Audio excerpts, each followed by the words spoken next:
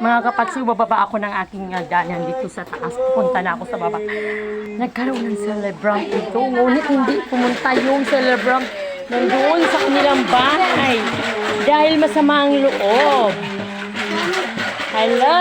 Magandang gabi sa ating lahat. Ngayon ay birthday ng aking kapatid na si Chuleta Gabasa. Ngunit hindi kami sa kanya nag-celebrate ng kanyang birthday kasi hindi maintindihan kung anong nararamdaman. Kaya mga kapagsiyo, binilan namin siya ng cake. Binilan siya ng aking anak na si Kedi ng kanyang cake. Ayan yung cake na binili ng anak ko sa kanya. At kinantahan na raw nila ng happy birthday. Ngunit, hindi ko sila na videohan. Ayan, tuloy ko na lang ang video ko dito sa loob ng aking pamamahay. Dito ko na lang siya isi-celebrate ng kanyang birthday.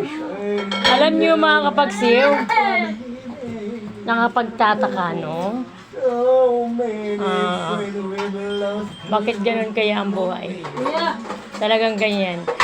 Sinong tumatawag na? Costos Family Update. Okay. Ayan, mga kapagsiw.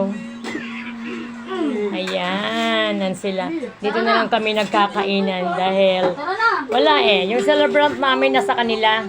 Kami na lang ang magkakainan dito. Happy birthday, Chulit! Happy birthday, Chulit! Happy birthday, happy birthday, happy birthday, Chulita! Ayan, mabulunan. Wala na, kalahati na Ayan lang. na. Happy birthday, Chulita. Wala tayong celebrant. Medyo tagilid. Sama ang pakiramdam. Sama daw tagiliran. Sama ang pakiramdam. O kaya masama kaya ang loob. Ganun talaga ang buhay. Wala tayong magagawa. Tao lang tayo. Kung ano-ano na nararamdaman natin sa buhay natin. Kaya tanggapin natin kung ano man yun. Kaya mga kapagsew, kailangan natin malawak ang pangunawa. Malawak ang pakiramdam. Malawak lahat kung ano mang mayroon tayo.